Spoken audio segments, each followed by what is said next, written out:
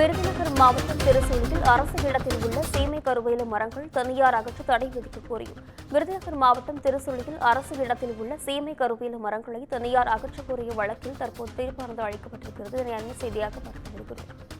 விருதுநகர் மாவட்டம் திருச்சூழியில் உள்ள அரசு இடத்தில் உள்ள சீமை கருவேல மரங்களை தனியார் அகற்ற தடை விதிக்க கோரிய வழக்கில் அரசு இடங்களில் உள்ள சீமை கருவேல மரங்களை அகற்ற தனியாருக்கு எப்படி அனுமதி வழங்க முடியும் என்றும் சென்னை உயர்நீதிமன்ற அமர்வு கேள்வி எழுப்பியிருக்கிறது. இதனை அண்மை செய்தியாக பார்த்து வருகிறோம்.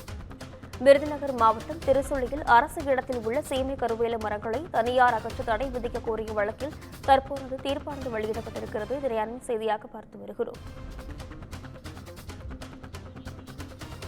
இதுகுறித்தான முழுமையான விவரங்களுடன் செய்தியாளர் சிவகுமார் அனுப்பியிருக்கிறார். வணக்கம் சிவகுமார், விவரங்கள் என்ன பதிவு செய்யுங்க.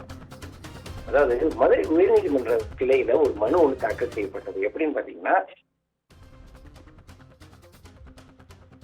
விருதுநகர் மாவட்டம் திருச்சுழி பகுதியில அரசுக்கு சொந்தமான இடத்துல உள்ள சீமை கருவேல மரங்களை தனியார் அகற்ற தடை விதிக்க கோரி அந்த வழக்கானது தொடரப்பட்டிருந்தது.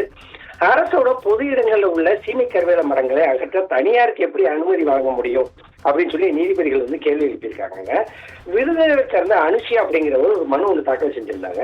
இதுல திருச்சுழி பகுதியில உள்ள சீமை கருவேல மரங்களை அகற்ற தனியார் தொண்டு நிறுவனம் ஒன்றுக்கு அனுமதி வழங்கப்பட்டுள்ளதுன்னும், உளுந்திமடை பஞ்சாயத்தில் உள்ள புளியங்குளம், ஆத்திக்குளம், பரிசனேந்தல், செங்கமடை உள்ளிட்ட பகுதிகளில் உள்ள சீமை கருவேல மரங்களை அகற்ற தனியார் நிறுவனத்துக்கு அனுமதி வழங்கப்பட்டுள்ளதுன்னு தெரிவிச்சிருக்கிறாங்க.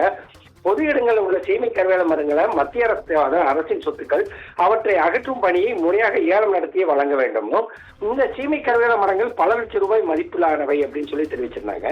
திருச்சுழி தாலுகா வட்டார வளர்ச்சி அலுவலரோட நடவடிக்கைக்கு அரசுக்கு இழப்பு ஏற்படுத்தும் வகையில் உள்ளது.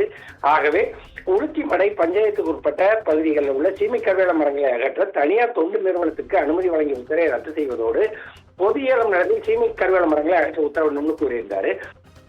இந்த வழக்கானது நீதிபதிகள் எஸ். எம். சுப்பிரமணியம், மரியாதை அமர்வு முன்பு இன்னைக்கு விசாரணைக்கு வந்தது. இருதரப்பு வாதங்களையும் பதிவு செய்த நீதிபதிகள் அரசின் பொது இடங்களில் உள்ள சீமை கருவேல மரங்களை அகற்ற தனியாருக்கு எப்படி அனுமதி வழங்க முடியும்னு கேள்வி எழுப்பியதோடு சீமை கருவேல மரங்களை தனியார் என்ஜிஓ அகற்ற இடைக்கால தடை விதித்தும் வழக்கு தொடர்பாக விருதுநகர் மாவட்ட ஆட்சியர், அதேமாதிரி திருச்சுழி தாலுகா தாசில்தார் ஆகியோர் பதிலளிக்க மனு தாக்கல் செய்ய உத்தரவிட்டு வழக்கு 2 வார காலத்துக்கு ஒத்தி வச்சிருக்கிறாங்க. நிஷா. சிவகுமார், விவரங்களுக்கு நன்றி.